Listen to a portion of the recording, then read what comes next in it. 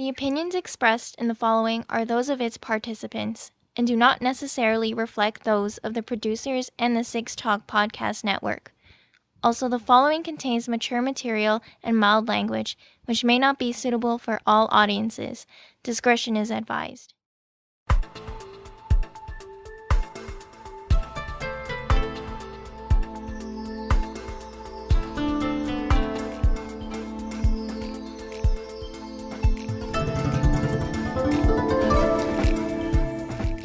This is the Anime Roundtable Canada, presented by Anime North. Check us out on our launch page for links to everything Anime Roundtable, from our old school email, blog, and podcast site to our streaming video and socials. AnimeRoundtable.com.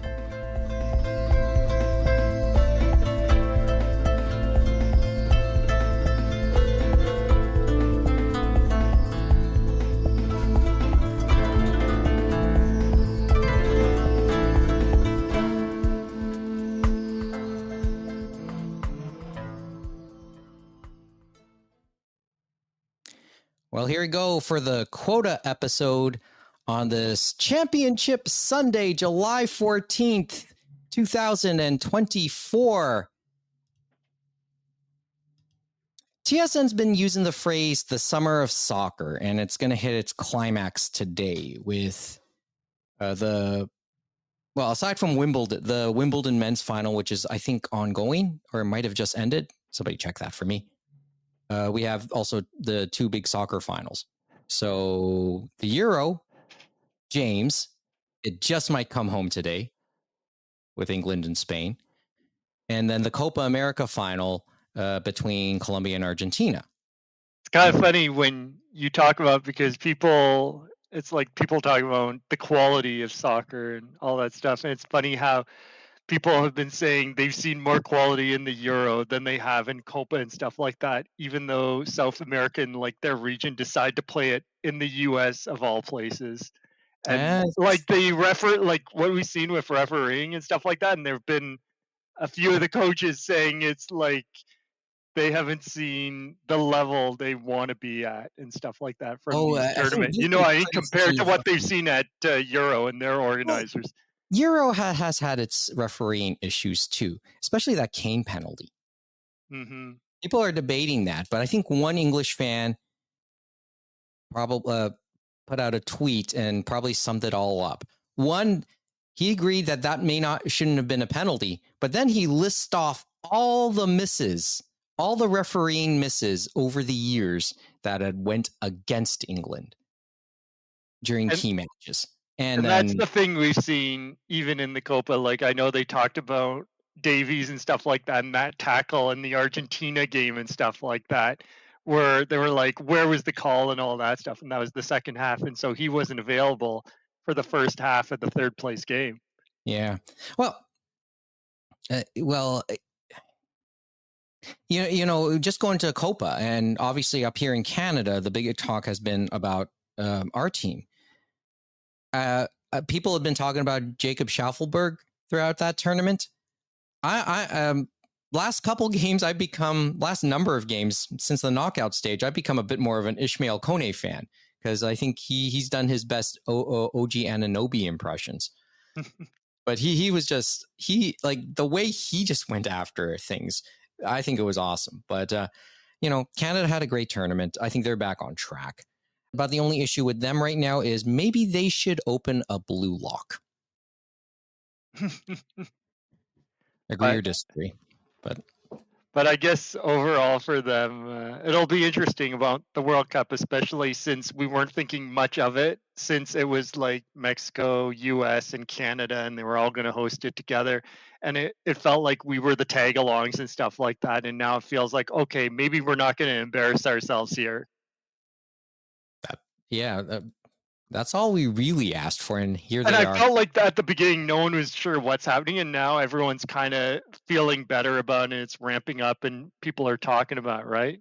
Oh yeah, in a good way this time. I think the men's team is back on track. At least they got derailed over the last couple of years since the World Cup, but they seem back on track.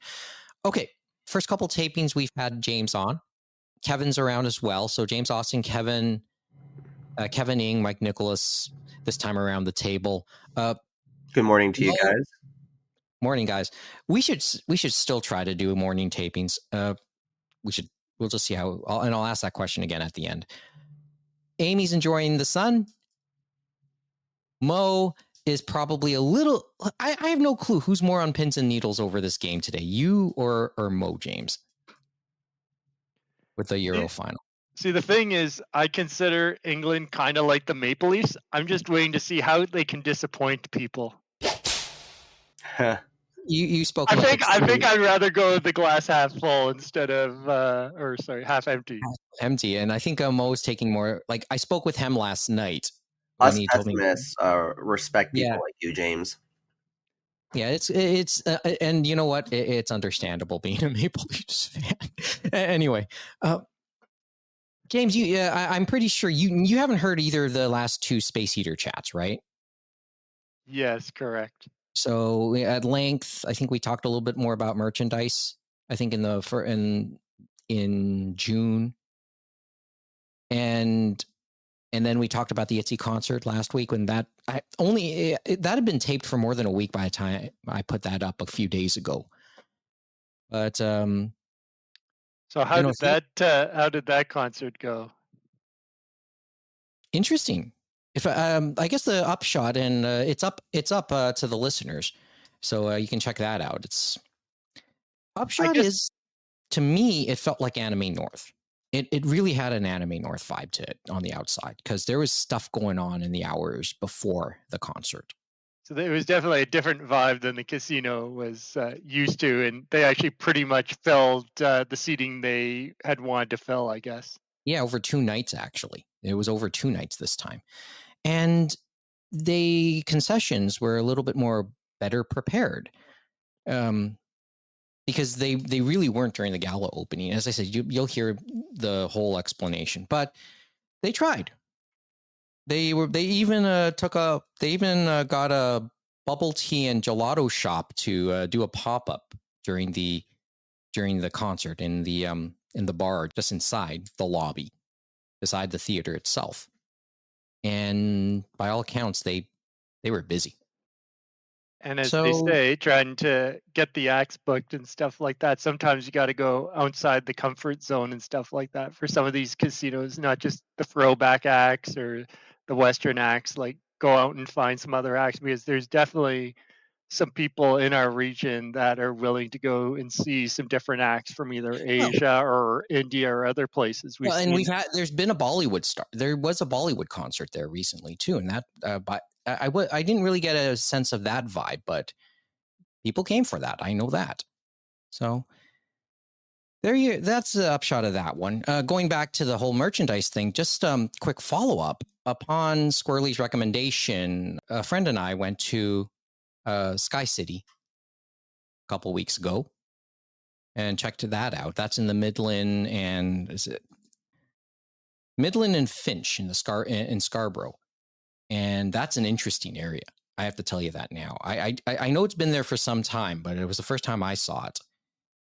And yeah, it felt a lot like if you're if you love your anime shopping and are more into the trinkets and the other stuff, this is a good place to go. Really interesting way to go.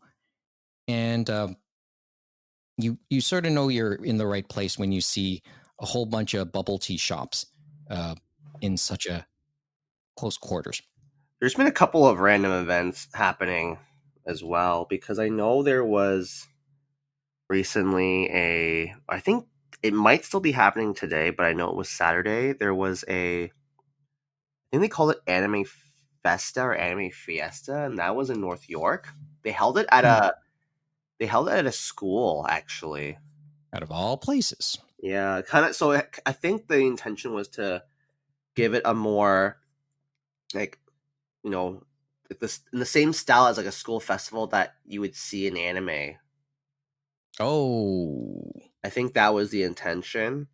And then there was also an event at the, what was it?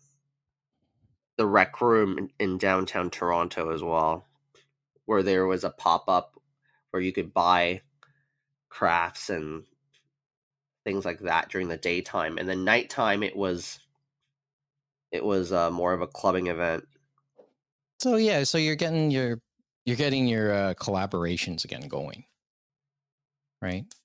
And for reference, during that visit to Sky Center, we checked out the we did go to the alley, and they were in the back end of their Spy Family promotion too. Yeah, it was Anime Fiesta for the former. It was held at 5 Queensley Avenue in North York, which I Okay, believe is a school. Yeah, so they tried to emulate the yeah. They call it the 2024 Anime Fiesta Gakuensai Anime Convention, and yeah, it's still going on today. It's at Suon Academy. There you go. Yeah, that sounds like okay. Emulate the high school festival, sure. And then the other one I think was because it was a clothing retailer's anniversary. Like, it's a clothing retailer's anniversary, and they kind of do anime inspired streetwear. So that was, I think they were hosting that. Okay. And I also know that at the old Maple Leaf Gardens, so now it's called the Manami Athletic Center. Athletic Center, yep. There was also like a Asian culture festival going on as well. It's summer, folks. That's the bottom line, right? And it's a hot day, by the way, in Toronto. Lots of options, and it's just increasing that way. Just, but once again, it's a lot to do with the demographic. There's always something interesting to check out there. Okay, time is relatively shorter, I think, than normal for our window for taping today, especially since I want to watch the football game too. Watch the Euro final a bit later on as well. So we'll try and get this all in before the pregame show starts. All right, it's the first time, as I said, it's the first time since Anime North that James has come on, and one or two things obviously have happened that we haven't really had a chance, for many reasons, to not talk about at some length. I made this promise last time we talk a little bit more about the Gainax thing and Gainax going under. That happened, of course, in June. And I'm still trying to wrap my head around this. So I guess we got a couple minutes to talk about this. James and Kevin, what do we add to this? What is worth mentioning at this point concerning Gainax, aside from since we're beating a dead horse here? What? How the mighty have fallen, and how Ano just makes out like a bandit? Sure. Wow. We knew they were, like, I think more than anything for people in the know, it was a surprise that they've lasted this long, and it took them this long basically to file and get to bankruptcy proceedings, and that happened on May 29th of this year. And a lot of that was because obviously the original crew was way long gone, especially Ano. But even though they were after them for money and all that, they were still supporting Gainax financially and trying to help them. And it just did not work at every turn. And then when, for example, I think it was a few years ago, it said it was December 2019 when Mackie got arrested and stuff like that. Basically, Ono had expressed concerns about Gainax and it affecting the Evangelion brand and the brand of other works. And basically, with collaboration with Katakawa King Records and Studio Trigger to prevent damage and stuff like that, they had representatives from the companies, including himself, basically be appointed to the board of directors of Gainax to see what the heck was going on and try to understand the solution. And they realized that they were so far in debt and they were so down in the hole that there was just no way out of it. So you would have thought they would have been done then, but somehow they trudged along like a zombie till now. And then the other thing was what got them into this in the first place was I didn't even realize they had started a management. Like, I know some managing a restaurant. So I know some of them, they do like pop-up restaurants and stuff like that to promote different shows with different food items representing the show and that. But they had supposedly actually started a restaurant. It's like, why are you starting a restaurant? It makes no sense. And then the Has other that thing concept is, come and gone? yeah, Like they an mismanaged the or CG famous for that? company. And then the biggest nail in the coffin, I think, was the executives were treating the Gainax finances like their own piggy bank, and they had all these large unsecured loans that were never going to be paid back to these executives. It's like that just stinks of something else. And I'm guessing they probably tried to go after them, but just couldn't get the money back out of them. You know what I mean? Legally. So, Mm. but it's sad that like they had, and remember they set up all these different affiliated things like Gainax Fukushima, Gainax like Kyoto, and all these other things, but they all turned into nothing. So even now, so they have probably the trademark, and probably Kana and that is Ano are going to get that and try to hopefully either keep it alive in some way as a prestige type thing. But the thing they did do is all those titles that were under Gainax, they've made sure they went back to the original creators and stuff like that. And we can see that now at the most recent Anime Expo because Trigger announcing a new stocking and panting. Panty and stocking, yeah. Panty and stocking, sorry.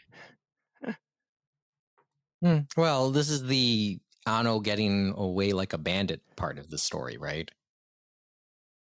So, Well, he it's true, like he still has Evangelion and stuff like that. But the other ones, as we said, they probably got back their original ones. Like King Records, I think, was the one that probably had Karikano. I think they might have had Maharomatic as well, but I can't remember who had Maharomatic. And obviously there are many others and stuff like that. Nadia, Secret of Blue Water. That's the only other title I can really think of right now. And yes, it's before noon, but I can't remember who licensed that to G Kids because G Kids obviously has it now and has been putting it out into the world. And Anime Limited obviously did their version for Europe. So I know it definitely wasn't with Gainax. So I forget who the original holder was that I guess got it back in that case. Okay. But there's, as I said, I want to understand it a little more and hear what James had to say on it. So there's one way to put it, I guess. It's kind of funny because now I look at now it would have been the 40th anniversary this December for them as well. Funny enough. Oh yeah, who holds Otaku no Video now? Justin Savakis, since he now holds basically, yep, Anime Ego. It is one of those end of an era type pieces of news, but as I said from the outset, like my own reaction was they were still around. So, and I think that was the big thing is we thought they had like dissolved into the ether after all we discussed there of Ano and them looking at it and realizing there was nothing there and trying to salvage what they could and stuff like that. But somehow their zombie corpse was still trudging along, I guess, and we never knew. And now it looks like they're finally done. This bankruptcy is going to be the last nail in the coffin. Yeah. Oh, there you go. So there's Gainax. Dang, dude. But what a run. What a really weird run. And just reflecting on them, just reflecting on their impact and maybe how they were, them as a culture, as part of the anime culture. And a lot of them were there for over 20 years, too. A lot of the original crew before they finally, I guess, left to their own devices because I guess they were in disagreement with some other members, which, as we say, was probably the right thing because it seems the ones they left it to ran it to the ground. So it was for the best, I guess. Okay. Yeah, the gross mismanagement of funds is kind of sad to see, considering how prolific they were in the 80s and 90s and less so the 2000s. But I'm like, wow, it's like, how did you allow yourself to become like this? From creating Evangelion and the Wings of Oniyamis and Gunbuster like to this.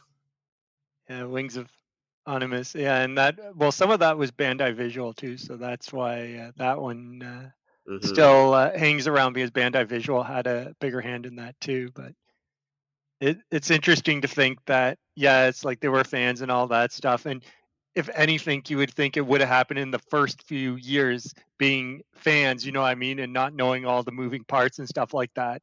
But That's they always had over like how many years, 25 years and stuff like that, that you would have thought they would have brought some people in or learned something themselves. And then the people that ended up leading the ship for the last 15 years or whatever kind of let it all go in the worst possible way.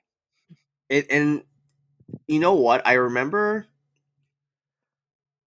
after Penny and Stocking, I thought, it's been a while since they've made anything. Wonder what's going on. And then, they're running a restaurant, Kevin. Life goes on, you just forget. what would their signature?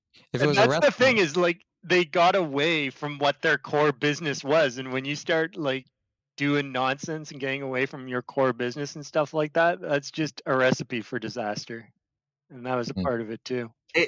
The core business thing, it's like if you're gonna really pivot or expand, yeah, you have to be very careful because it's not as if others haven't been able to successfully broaden their portfolio or to even just pivot to something else. But otherwise, yes, I share that sentiment, James, that like you gotta be so careful or yes, you kind of just lose yourself for better or for worse. I think realistically, those other companies, Kevin, didn't have executives that were going to the vault and just taking stacks of money out and not returning it. Yep. Dang, dude. Because that's basically what those loans were, in my mind. Yeah. And who knows how much of it was actually accounted for? So who knows how much they actually took out, in my mind. And truth be told, I can't recall a single like really successful property that they made in the 2000s aside from Penny and Stocking, because and think about that, that was all Studio Trigger and stuff like that, and then they left, did their own thing, and they were able to make it work, as we say. And it's nice that they're able to get Penny and Stocking back, of course, and make something with it again. Or wait, wasn't Gurren Lagann them? Yeah, that was them as well. Yeah, okay, make that two. And then Aniplex is the one that is managing that, of course, and stuff like that. Yeah. Just said, you guys know this better than I do, since I'd been away. But yeah, it's just, it's just weird when, like, the way I look at Gainax, it's when fans really started to become part of the productions. I mean, that's what I remember Gainax for, right? When fans kind of really directly got involved in anime production. That's the only way I can really. That's probably the quick way I can surmise them and the way I look at them now. Obviously, a lot more of that has happened, but it was just they just stick out for many reasons. So, as I said, it was just an end of an era. Having said all of this, at their restaurants, do we know what their signature dish would have been? Those restaurants are always very mediocre food. Yeah, I mean, when I think about the ultimate, like the old school or the original types of tie-ins, I mean, we just talked about merchandise and restaurant and how you often see anime and video game collaborations. Now, I just mentioned Spy Family and The Alley. Sakura Wars was one of the more famous ones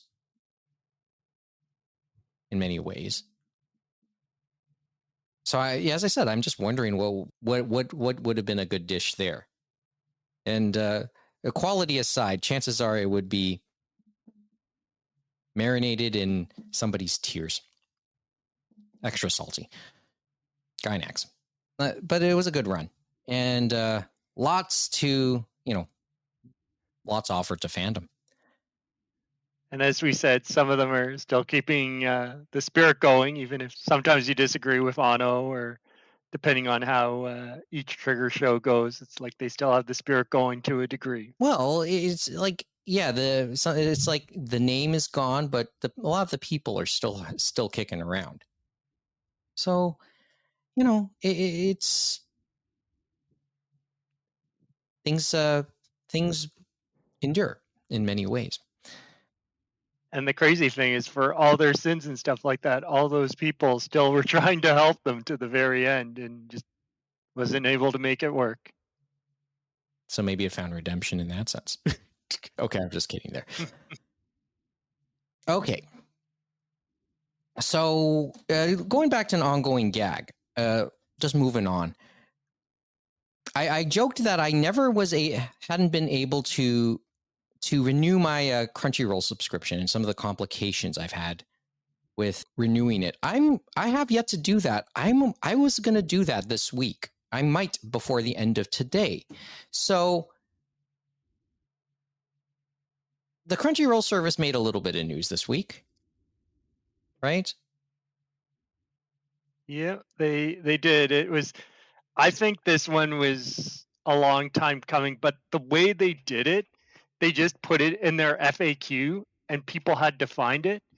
And it was interesting that the news, it hasn't really been reported. It's just mostly been people on social media. And I think I think they found a reason to basically get rid of comments across their entire site for news articles, for episodes, and that is going forward, and everything that has been posted before. They just retconned everything.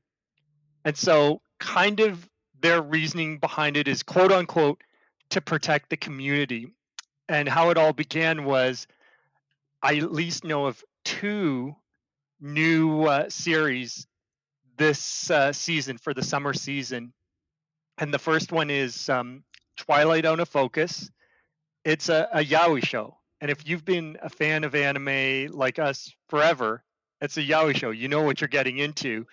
And I don't know what it is with some people on the internet, but since you're able to obviously put comments on the first episode and all that stuff, they basically were review bombing it in the most negative and disparaging way and stuff like that. And so that's a problem.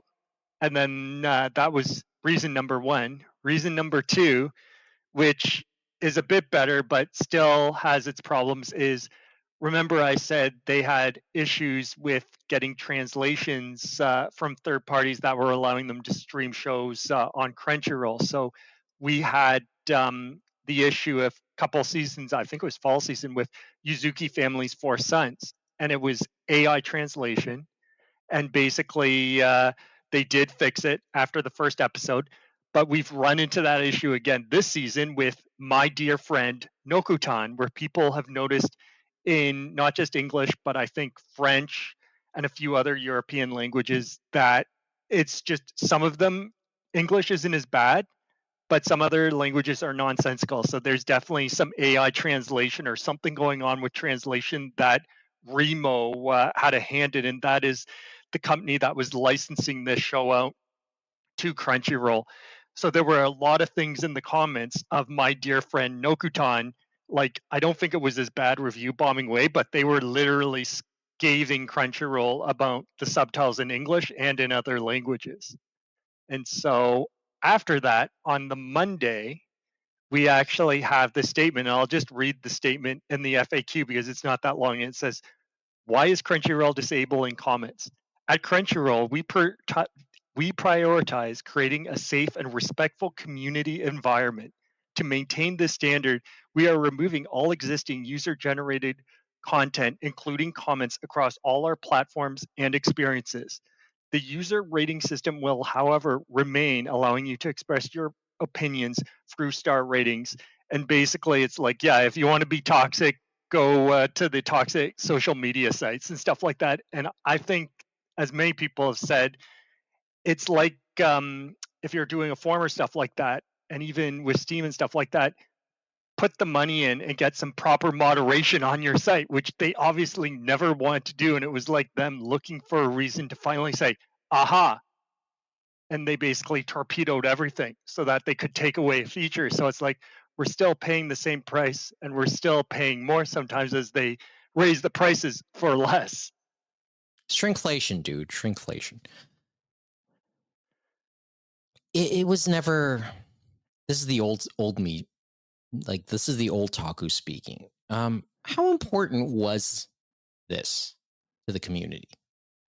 I mean, I think you're for those of us like me and you, Mike, we never really paid too much attention and stuff like that.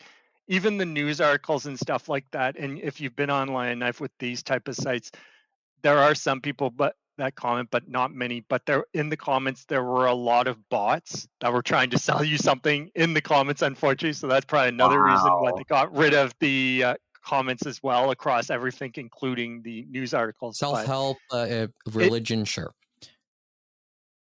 Yeah, and then but now luckily those never got into the episodes, but there were some good, like if you went through some of them, there were some good reviews in some of the older series and stuff like that. People who've actually, I mean, looked through all the episodes and stuff like that. And sometimes it'd be the final episode where you see someone kind of talking about the series. But it is kind of crazy because they do it every single episode, right?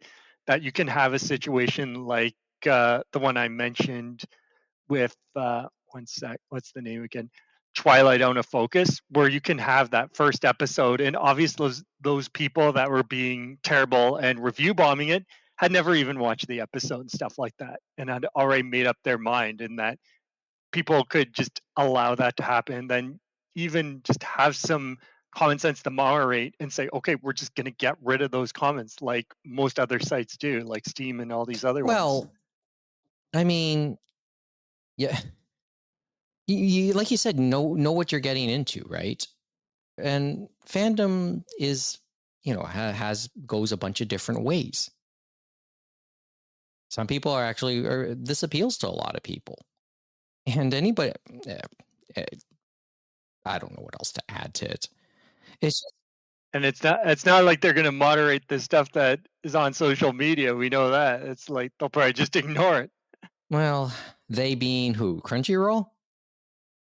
Not what Yeah, they can Crunchyroll. They're saying, why don't you go and interact with us on all those nice social Well, media sites, right? Yeah, I don't really know how to feel about this, to be honest. Right? I mean, I'm kind of indifferent to it, but I believe in interaction. I mean, years ago, what is it?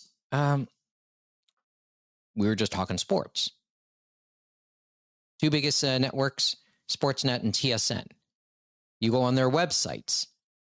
One big difference between the two websites and the articles they put up is Sportsnet lets you comment, but not TSN anymore. They suspended their comment section about a decade ago at least. And then And I think some of them have done that before, and I know a lot of them say, "Oh, it's about protecting the community," and it just, I don't know, it just makes me shake my head and wonder. It's like, were they basically protecting the community when we had old school newspapers, and they basically went through the letters and stuff like that and said, "You know what? We don't need this, and we're just not going to well, that's read what them all." Send them back to I guess sender. going back to the old school style, it's like disregarding letters, right? I don't know. It's just to the point where I think at least where's the intelligent discussion, I guess, right? I mean, it's sort of a microcosm of the way things are in the digital world and in social media. We can't have intelligent discussions. It's just saying "f you," fuck you, fuck you, fuck you. And that's where the review bombing and Right? all that fun stuff comes in, and it's just like one side against the other, and probably none of them have actually watched what it is they're review bombing one way or That's the the other, other right? part It's of it. like So you just nonsense. don't, as I said, it's possible to disagree and have an intelligent conversation. Although part of me has forgotten exactly what that could look like at times. And I haven't watched Twilight out of focus, but looking at it and hearing what people say, it's what we expect it to be of a yaoi show, and we've had yaoi shows like this for years and years and years in the market outside Japan since the early aughts. You know what I mean? It's So there's no surprises. and So it I don't has know big what these people were doing when they were review sure bombing it. because They're almost like travelers that just passing maybe by. it was that church group since they couldn't come to Anime North this year. Look, and it has a broad appeal. You know, back to the dollar bill y'all thing. It's like, I mean, it's not my thing,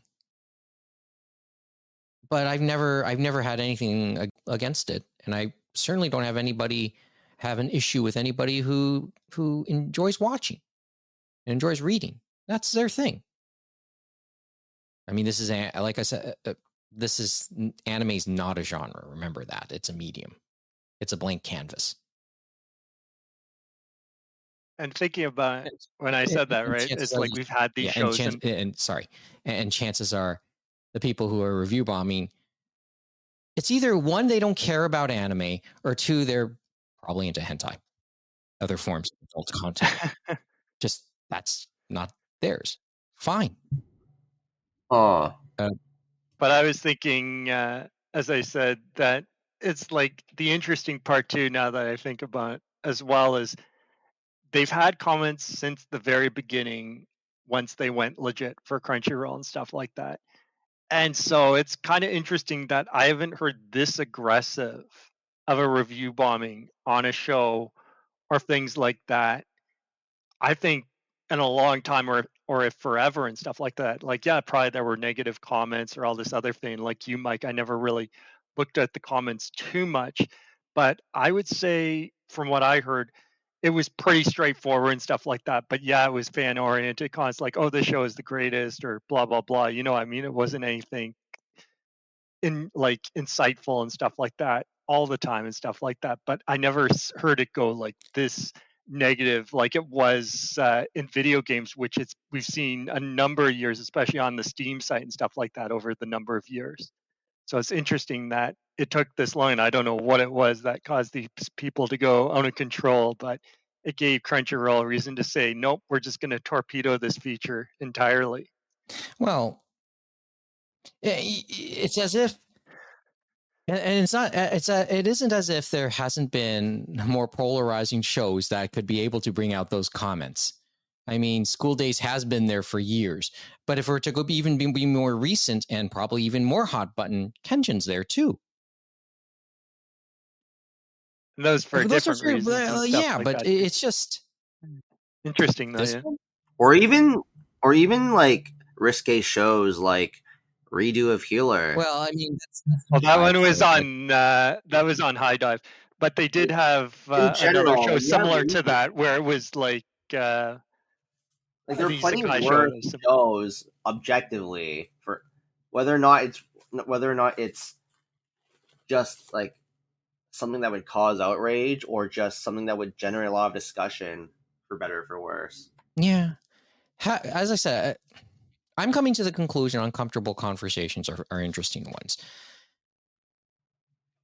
As long as, as I said, as long as we can be insightful with each other on it, right?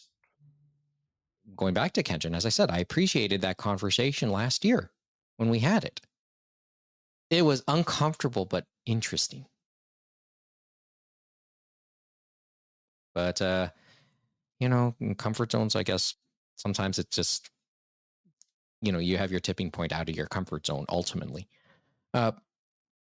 Okay, I know that some of the other reactions is, yeah, invest in good moderators and what have you. I get the feeling if you got moderators in a lot of popular places, they might be underpaid because of what they have to go through and maybe are ultimately exposed to as well.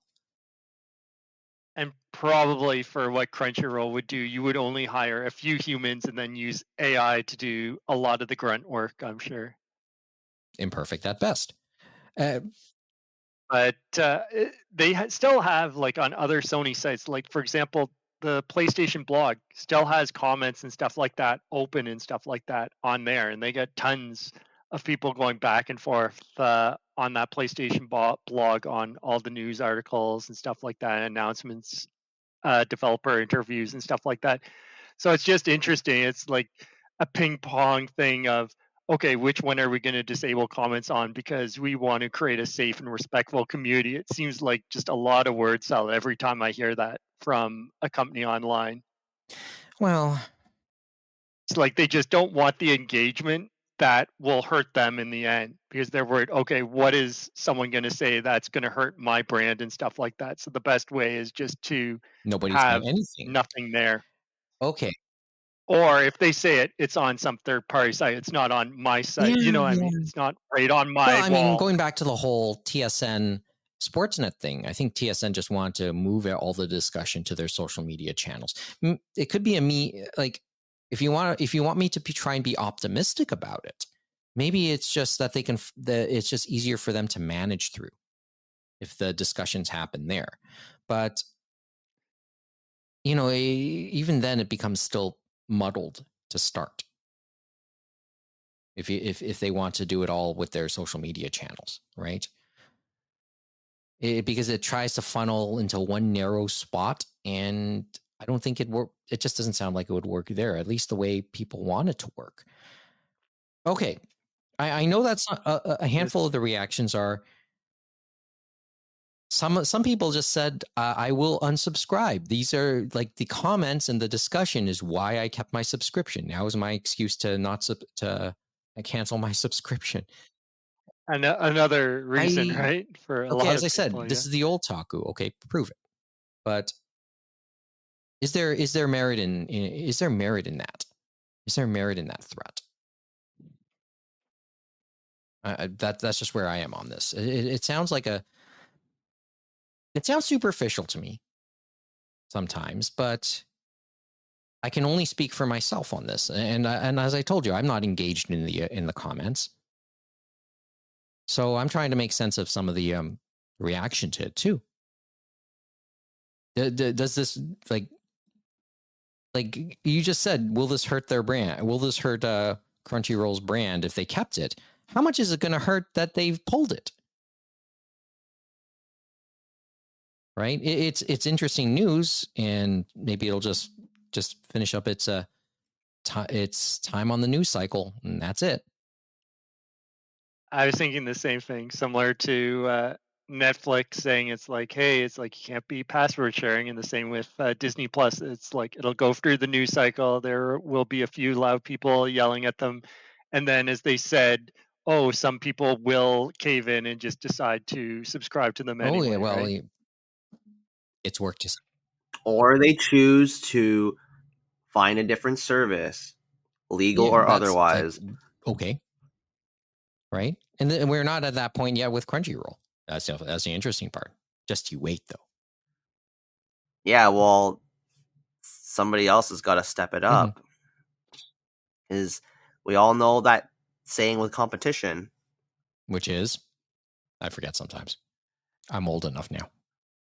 Well, to sum it up, you need competition so that they can stay competitive with each other, so that it benefits the consumer as a whole. You hope anyway, but instead maybe one goes, monkey see, monkey do sometimes. Bell decides to raise the sell prices, then Rogers does, then TELUS does. Yeah, I was going to say, or you get an oligarchy. So, okay. Depends on the situation. Actually, it was funny. I see we talk about social media, and then I forgot just like a lot of other big things. Sometimes they have them, sometimes they don't. But supposedly Crunchyroll does have a Discord server because that's in their FAQ. So they have to at least have moderators for that because that's probably an unwieldy server. As I said, maybe they're trying to, as I said, optimistically, maybe they could be just trying to manage it. I'm trying to be nice here. Anyway.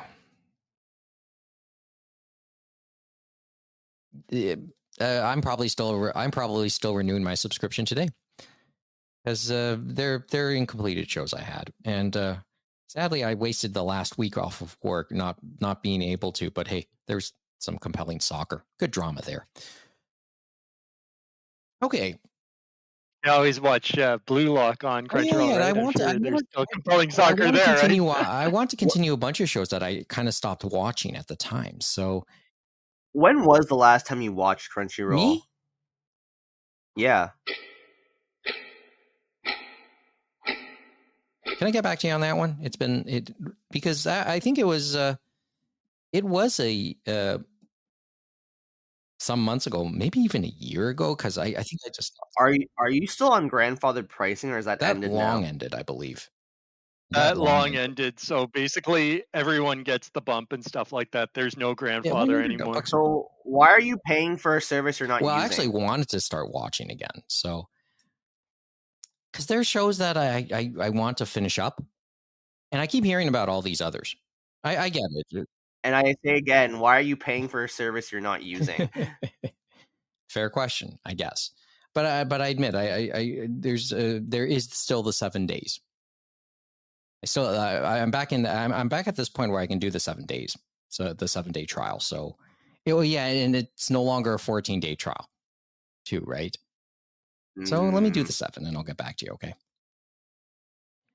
See what else gets my attention. I may not. So I may or may not. But let me do the 7 one more time. Okay. And we were talking about personal finance just before we hit the record button. I get it. Incomes and jobs. All right. It didn't dawn upon me, Kevin, when we did last week's Space Heater chat and talked at length about the ITZY concert. Anime Expo was about to happen. I forgot all about it. Got so self. Oh, I knew it was happening. We did. Well, I forgot. Well, in the back of my head, I knew it was coming up, but but certainly while talking, it didn't come to mind, and it would have been interesting to talk about, at least see what to expect. The Granddaddy in North America happened last weekend now. So Anime Expo happened. Obviously, there's always things said there, industry-wise and otherwise, that will always get people's attention. James, Kevin, well, since I never really kept up, you guys do. There is a lot of announcements. It's a lot different, and obviously they have the video game side, the anime side, the manga side. We now had the VTuber side. The VTuber side was interesting this year because think of it this way, Kevin. Mike, the Dodgers, a prestigious baseball franchise at Dodger Stadium, and then on the Friday of Anime, I think it was the Friday of Anime Expo, the 5th of July, supposedly the Dodgers and Hololive teamed up. And it's interesting to see how that all went down. And supposedly one of the fans on Twitter said it was 30 minutes from first pitch and stuff like that. They were in line for the collab merchandise between the Dodgers and Hololive. And they said it wrapped around 80% of the stadium. And a staffer told them it was the longest merch line they had seen in the last 20 years they had worked there, which is kind of wild given how long and many different events they've had at Dodger Stadium. And then the other thing I was thinking to myself was knowing baseball and how the unwritten code, as they say, was the game disrupted by this new age medium? It's like, was the sanctity of the game let down? It's just the evolution of fandom too. I mean, yeah. But it was an interesting thing. But it sounds like it was very, very popular, and supposedly whatever merch they had, people definitely went there to get because people want that special limited edition merch. We've talked at length on merch in both of those last Space Heaters in various ways. So maybe limited a bit of scarcity helps. Mm-hmm. A little bit of, and they definitely did some things. 100%. Yeah. I just thought, okay, it just didn't surprise me. I find it maybe a little bit. Look, the giveaways that happen, the merchandise stuff that happened at Jay's games, even if they do suck right now, are always interesting.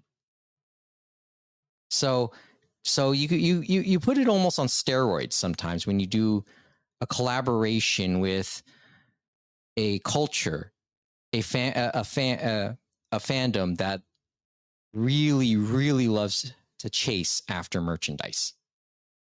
Right? Actually, I'm looking at some of the pictures too, and they had a picture showing like the line going one way and then the opposite way after the game, and it's still wrapped around 50% of the stadium. So I'm not sure if any of these people, some of them may not have been able to see the game. And like even after the game, they had like a fireworks show and a drone show doing stuff with just regular fireworks and actually with, I guess, the Hololive VTubers that basically were a part of the promotion.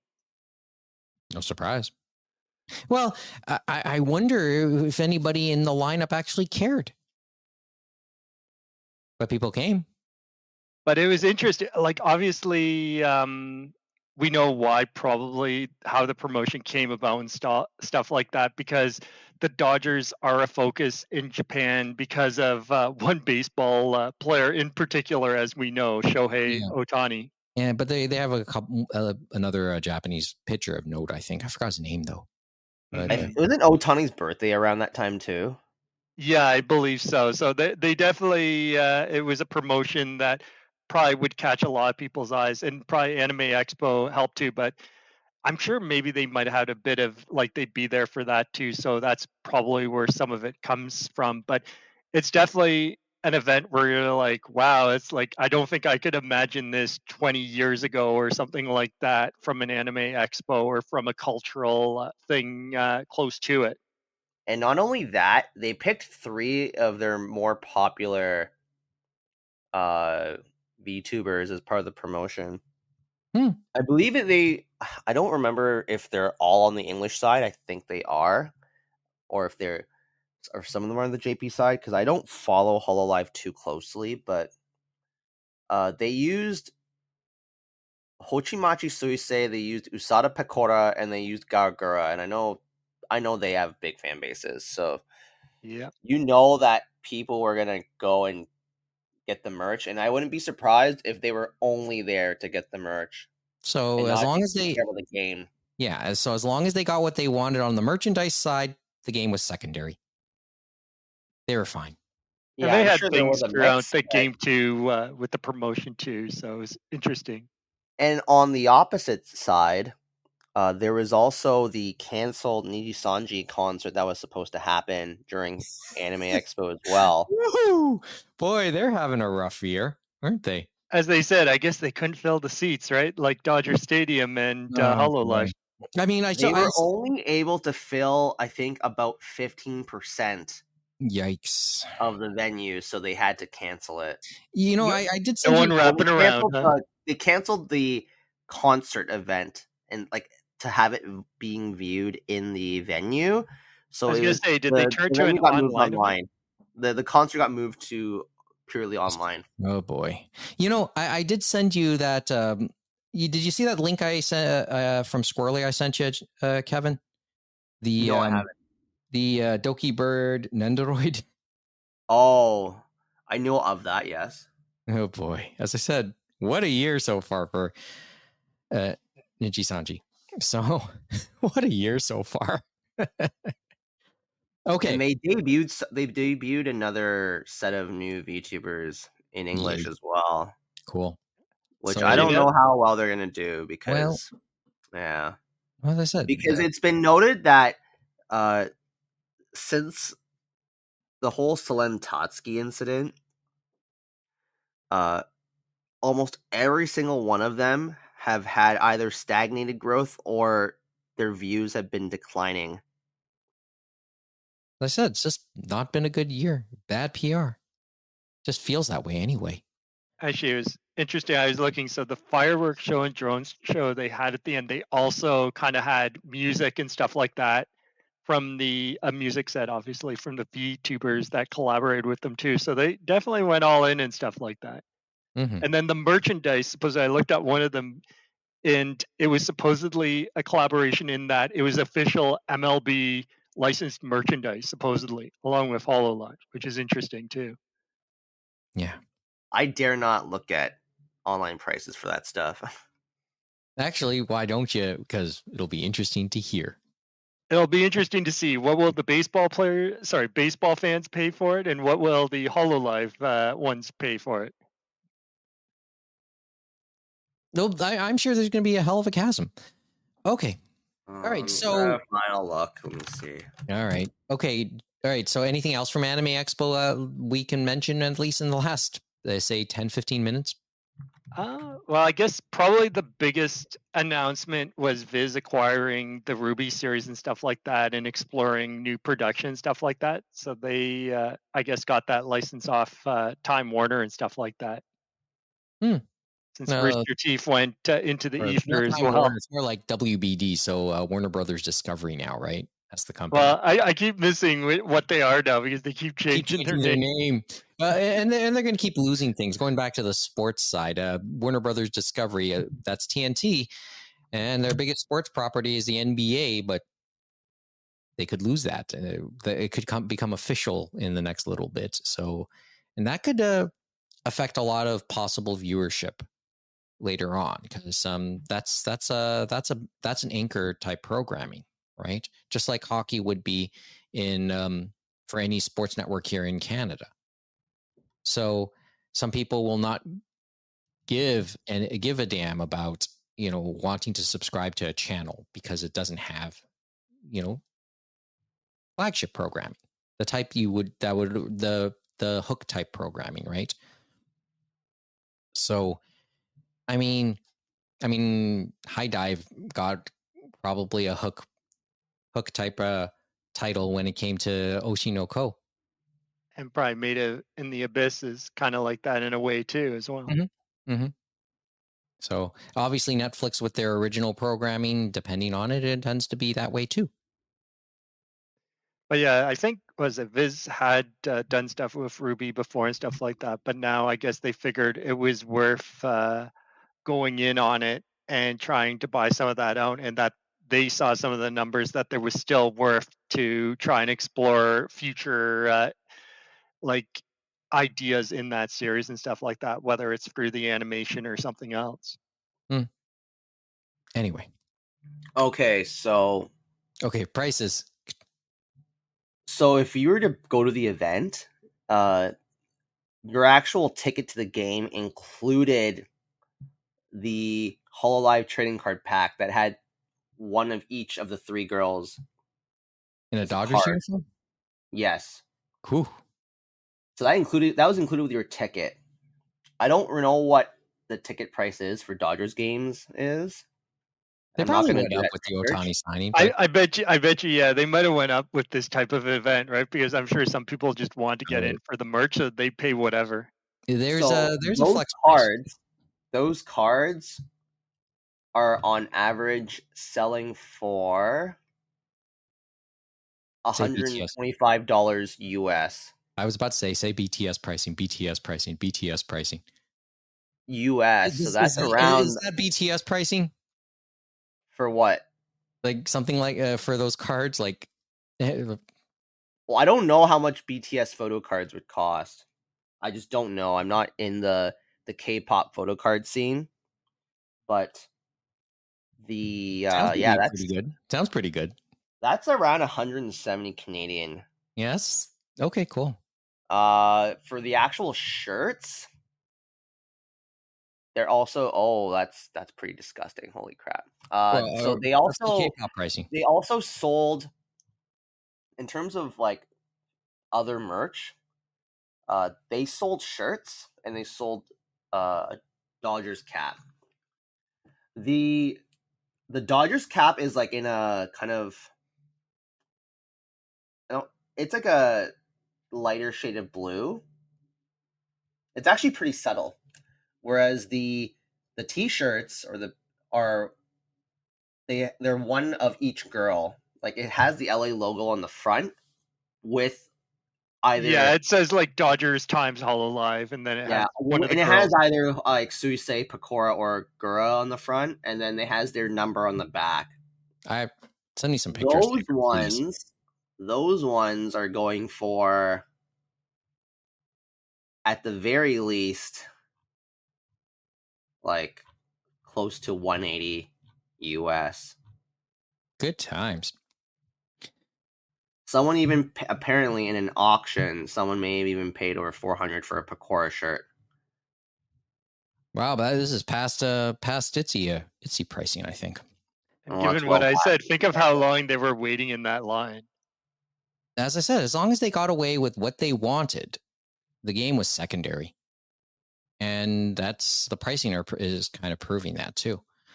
So Okay. it really is. I'm curious as to what the prices were, because then it's also your time too, though. Time is Because money, as the saying goes. if you at least think about it in the sense that if you're billing yourself minimum wage, which I know is like closer to $20 US in California, $20 US, it's like, is it really worth it? Like if it's for yourself, of course, in the end, the ends justify the means. But if you're trying to scalp the situation, it's like, is it really worth your time? It's hard to say. Well, some of those people, you never know. They probably hire someone to stand in line for them and stuff like that. Wouldn't be Well, surprised, but yeah, like in the end, it's like if you're buying it for yourself, then yeah, have it at it. was probably worth it. But Have at it. I've seen some reports that like, yeah, people were not happy with how long the lines were and just the whole situation as a whole. But that was normal for AX, as we always know, and stuff like that, because I'm sure Oh there yeah, were what lines that was went the to lineup? nowhere and stuff like that. What was the lineup situation at AX this year? I haven't heard anything, but I haven't heard as much, but I think it was the same old, same old. It's like you pretty much have to know where you're going and prepare what you actually want to do, because there's just so much to do on so many levels, where it's video games, manga, anime, and there's tons of people, guests, and stuff like that And show up plenty from of Japan, plenty from of stuff. industry, and all that. Yeah. okay. So All it's right. kind of like you have to pick and choose what you want to see. Like if I was going this year, I would have wanted to see the Falcom stuff, and they had the Falcom president there this year, because they were talking about Trails into Darkness was releasing on the Friday, and then they had some announcements. So that was Toshihiro Kondo, and they actually had a nice interview on Anime News Network with him about Falcom and how they run things. And I keep on forgetting that you remember Falcom, Enix, Square. They all started in the early 80s and stuff like that, and their humble beginnings. And now you know what Square Enix is now. But Falcom, even though it's a public company, it's still like a small company, and they do a lot of things in house, and everyone kind of has all these different jobs. So, for example, Kondo, their president, yes, he's the president of the company. Yes, he has to talk to shareholders and do all this other stuff, but he also does writing for the Trails games. He does other things too in the company and stuff like that. And as he said, some of the people do other things. They may do marketing, but then they may also be programming for the game. And it's kind of this weird handcrafted mentality. And one person he was talking to in the Japanese industry for video games had mentioned that. He said, "Oh, that's a nice compliment." But he said, "Yeah, we do one game a year, but we try to get the best out of it, of what we can. And yes, they're not the most graphically fantastic games, but they have either a great story or great gameplay in the terms of ease and stuff like that for that series that make people compelled to go and look at them, like we always have." Mhm. But I also, it's funny thinking about Falcom. I did feel sorry because they had two leaks for Anime Expo for them. It's like Trails into Darkness 2. They were supposed to announce that at Anime Expo, but that got leaked through the PlayStation Network of all things. So that basically was, well, what can you do? But they just said whatever, and they trudged along, because their one panel for Trails into Darkness, it was supposed to celebrate the first game being released on the Friday, and they said we have a special announcement, and then that special announcement disappeared, and they just earlier in the day said, hey, we're just releasing the second game, because of course you guys already knew that. And then another one, Marvelous USA or Xseed, they had said, "Oh, we have this special game that they had blocked out that we're going to show at Anime Expo. It'll have a playable demo, and we'll announce it at, I guess, one of their panels." So they had all these games that were previously announced, but people had speculated. But then the Sunday, before Anime Expo, it got leaked by Xseed themselves on Twitter, because I guess the person on Twitter that was handling their feed, whatever, that day, thought that they had put the tweet to be scheduled for the Sunday of Anime Expo. Unfortunately, it came out a week before, so we found out that Is Offenfelgana was coming out finally to Switch and PS5 from Xseed. So that kind of got out there way too early as well. So, but it's like the interview with Kondo and what he said in the panels, he was just kind of happy to be there. So I guess it didn't ruffle any feathers or stuff like that. But Mm-hmm. you never know what's going to happen. Never do.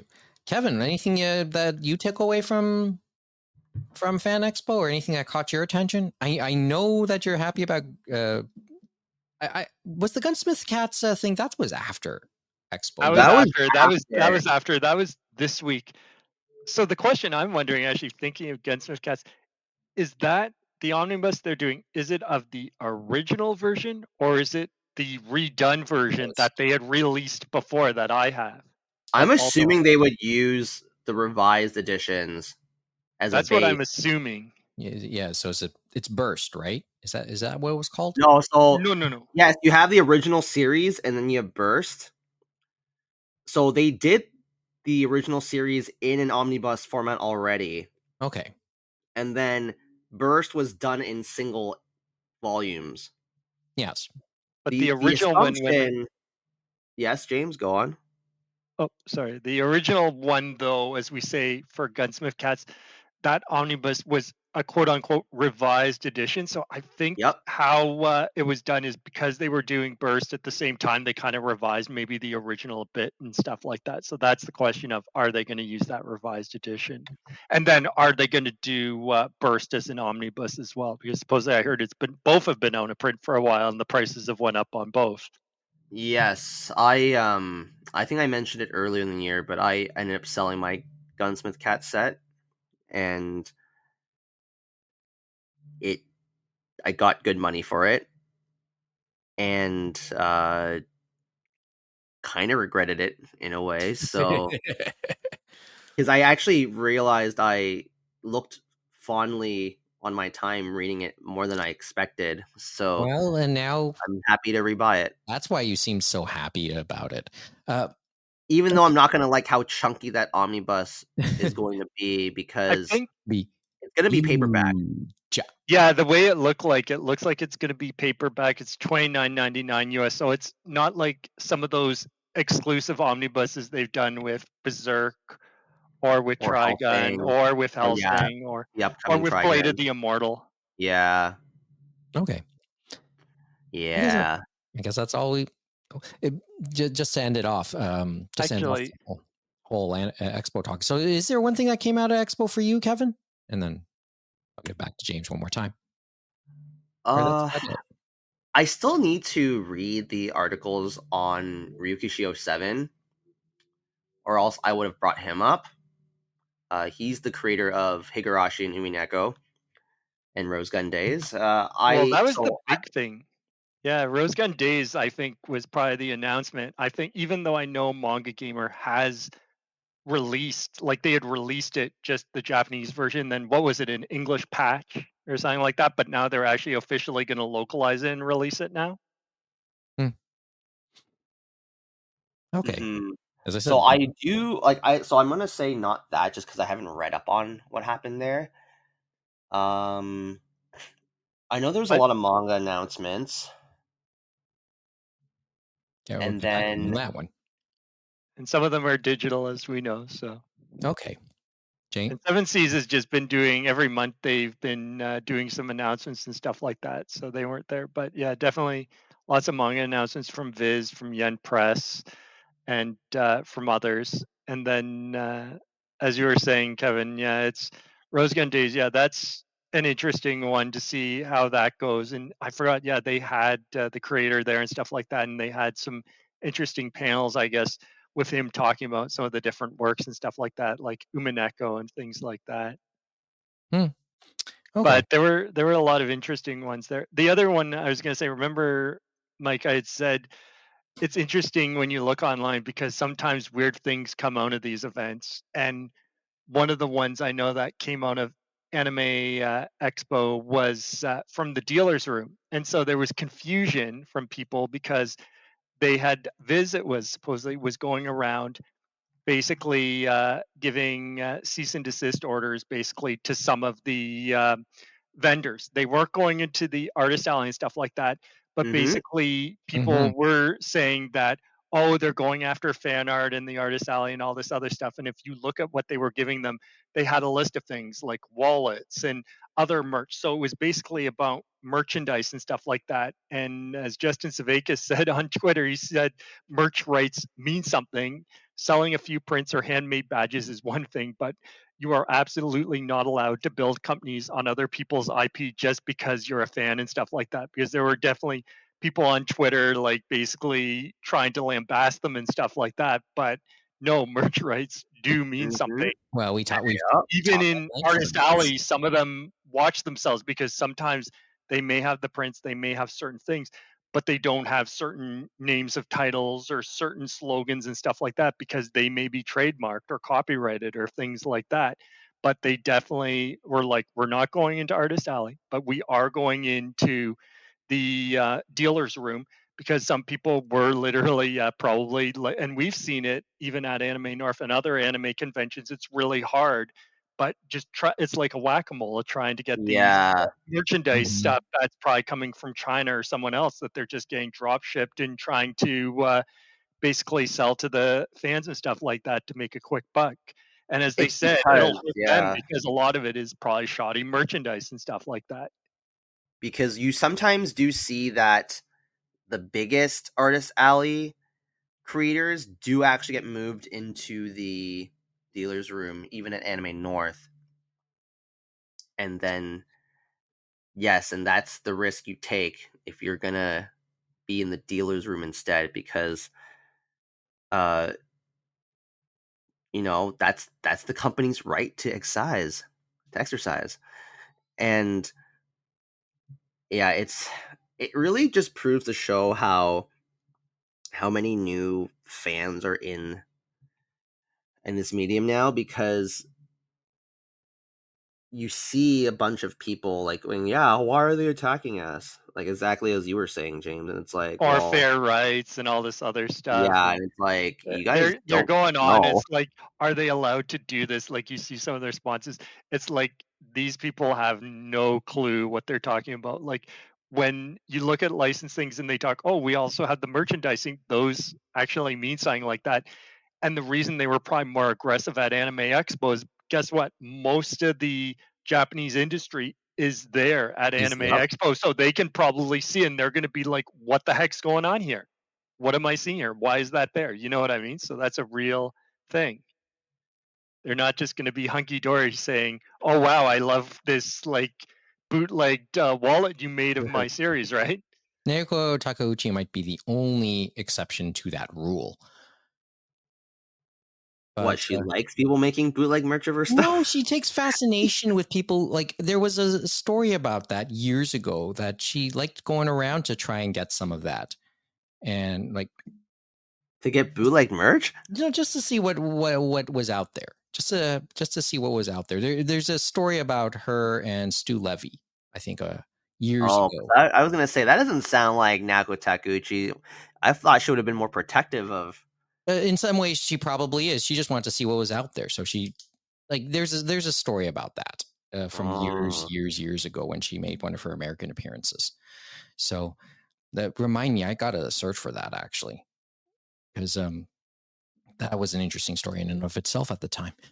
I think actually, thinking about when you were saying that, Mike, it reminded me. I think it was the creator of which Atelier. Remember that came to Toronto. Remember in May and stuff Decaf? like that.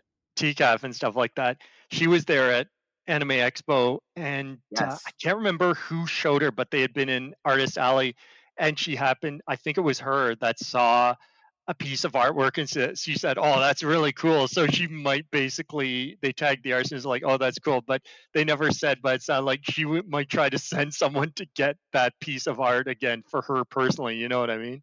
Which is Mm, kind of neat. Mm. mm. Sometimes, But yeah. yeah, there's a difference between that and then trying to take that artwork and just put it on something like a wallet or a t-shirt or something like that that isn't officially licensed, because you don't know where they're sourcing, you don't know how they're using your characters, because it could be in a way that is maybe not what you want it to be, right? Maybe more adult or something like that, And or they with slogans that you don't, could be detrimental to your brand, right? no, that's all right. So, okay. But actually, there were a few other ones I saw. There's one that'll make you feel old for all of us. So what Okay, was it? well, let's They you were got doing. You know how we do anime name that tune. So I think it was they were Oh yeah. showing pictures of characters and stuff like that, and they were talking about how the audience could like obviously answer and stuff like that, but some of the people that had gone up to do the game show and stuff like that, they could get these isekai characters and stuff like that, but they were having trouble with things from the aughts like Spike Spiegel and all these others. But the one that got the whole room stumped, and so they were laughing, was it was Midori Days, and it was whoa. Seiji and Midori were in the picture, and none of them could figure out who they were, what this series was, and what was going on. They were like, "What is this series, and what is going on?" And Yeah, Yes. so then Midori it, is about 20 I years old at this point. yes, So and that makes sense. I kind of came face to face with my manga copies of that actually while deciding on stuff for the Nomi this year. well, that Mhm. one was interesting because I was just laughing when I heard it, and then it brought back the meme. Some people decided, you know what, this is too funny. We're bringing back the meme of, this is what I saw in this series and what I expected, and this is what I actually got out of it, which was a wholesome series, is what they got out of it. Yeah, I yeah. didn't Well, expect it that. actually was pretty charming. Anyway, Uh, that's it. I guess that's it. Anything else? There's a bunch of VTuber stuff going on too, whether Oh corporate boy. or independent, but it's all a bunch of little things here and there. it Okay. definitely feels like they've like, just when you think it's like, oh, there's no way you can grow more, it's like, oh, now VTubing has become a part of it, and there's all these different things. So it makes you think of what new thing in the next 2 years could possibly come to Anime Expo or the Well, different cons and stuff like that. Because yeah, but 10 years ago, we were thinking virtual like VTubers and that were going to be this big of a thing. but there's always something else later on, right? And sometimes it's a matter of Yeah. coming back to the basics too, and that was part of the heart of that conversation I had with Squirrely, and I told you guys about, or told Kevin and Mo about, in that space heater back in June. Listen to it, okay, James? All right. A couple more items before we go. Let's go through the community calendar. I mentioned last week about Humble Bundle doing a pair of Muv Luv bundles, one for the games or the visual novels, and one for the manga. James, were you aware of that? I was actually not aware of those, but I wonder if the tie-in was because I think it was this week they released Muv Luv, both games, visual novels on the Switch and stuff like that, because they had done that earlier in the year in Japan, but now they had released it worldwide and stuff like that in English. Okay. So I wonder if that was a tie-in to get more traction, maybe. Well, since I don't have a Steam account myself, it's probably the manga that would be of any appeal to me digitally. But I was looking at the bundle for both Muv Luv games. I would say is just as expensive as the Tsukihime game that was released a few weeks ago. But I'm sure their quality maybe not on, well, no, I don't want to say on par with Type Moon, but definitely close, probably. Kevin, you're about to say something?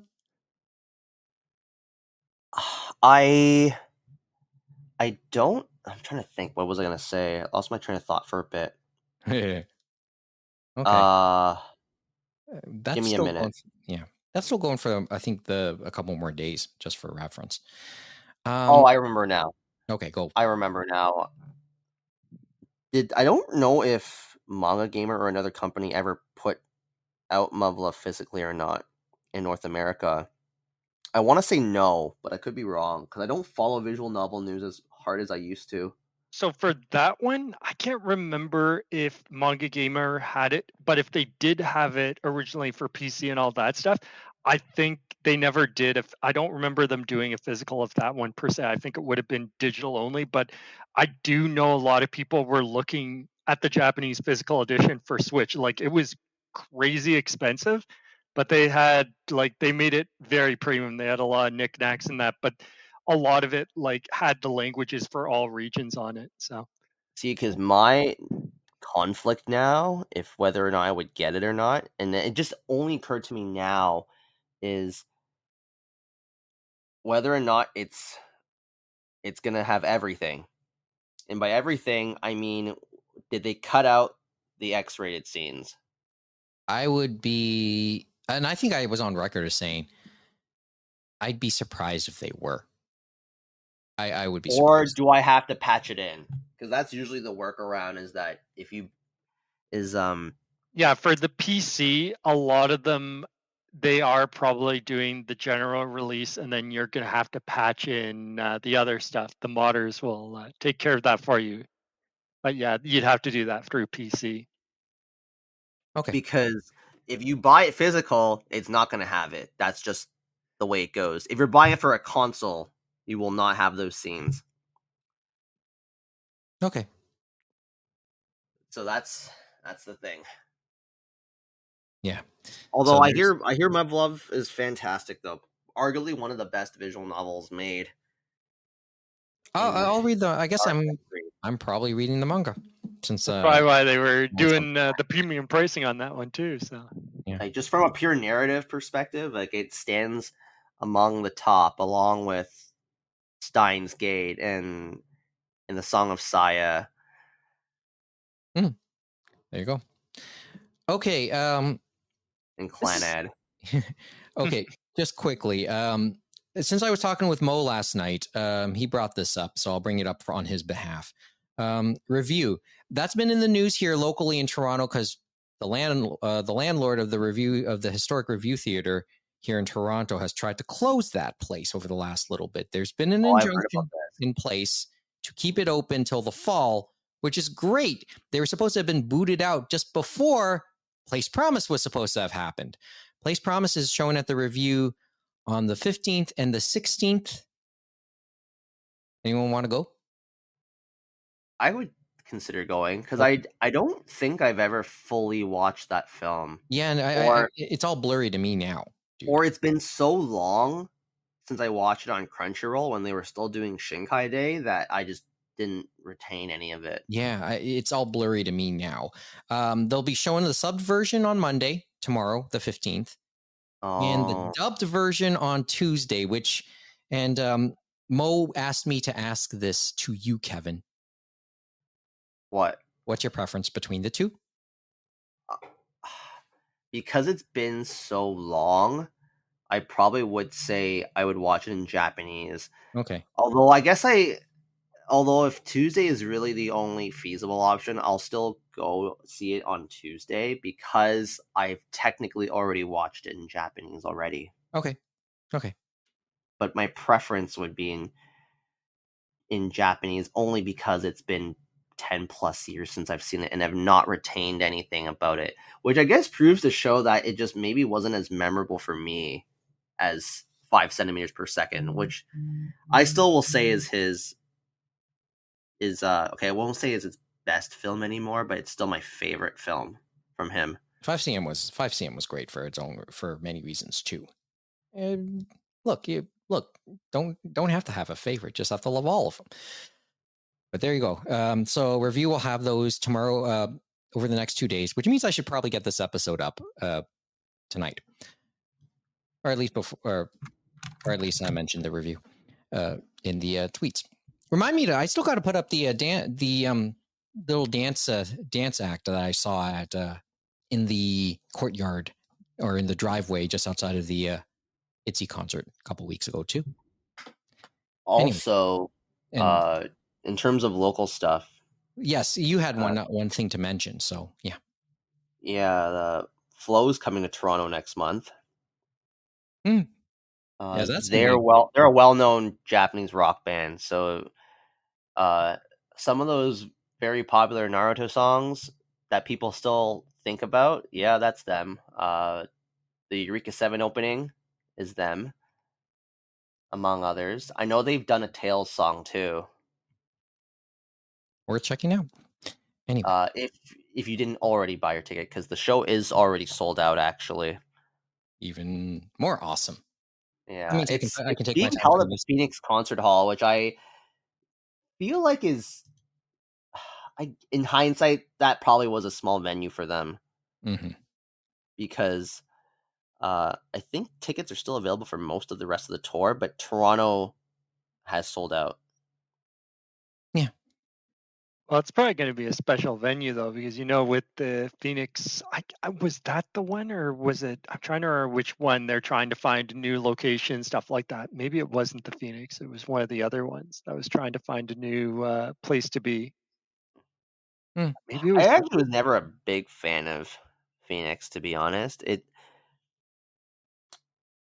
I feel like, I don't know, something about that venue just doesn't jive with me. I can't really explain it.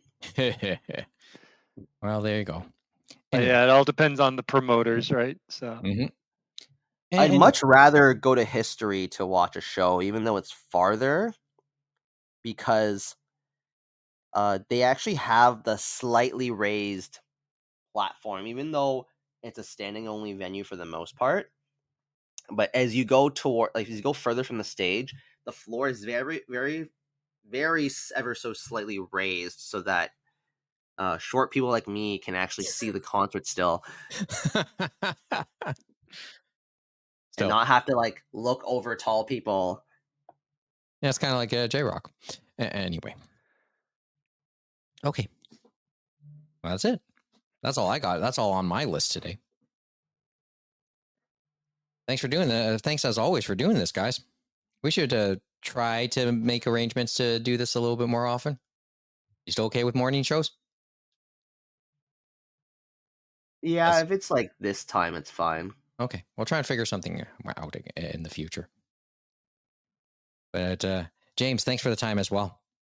No problem. All right, Amy, Mo, enjoy the day.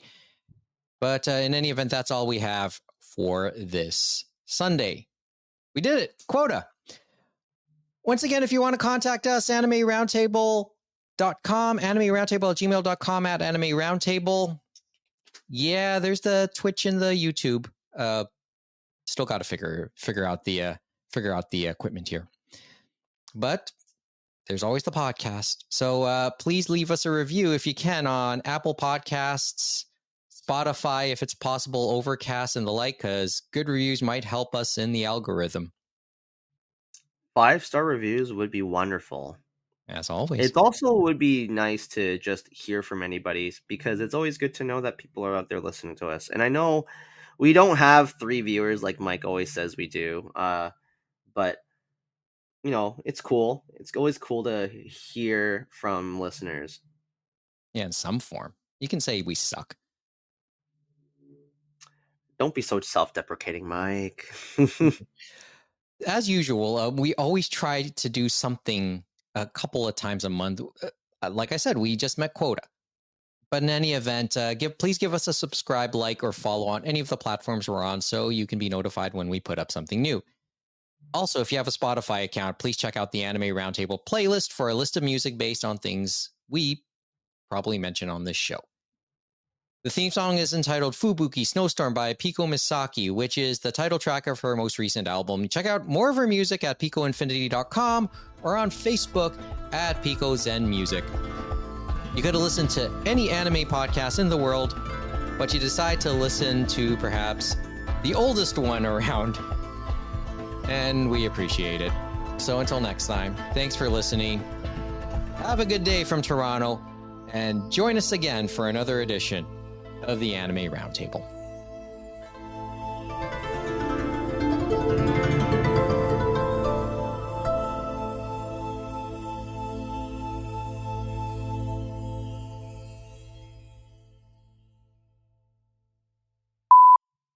And hopefully, James, it's coming home later today. I'll see how it goes. You know what? You know what you could have said before, Mike. You could have said, unlike Crunchyroll, our comments are open. Oh, that's a good one. That's a good one. We got to keep. I was about to say, you know what? When I thought that England was going to lose a couple weeks ago, I went around shouting, "They're going home! They're going home!" That's why I said wait for injury time. You never know. I said that's why Uruguay channeled their inner England.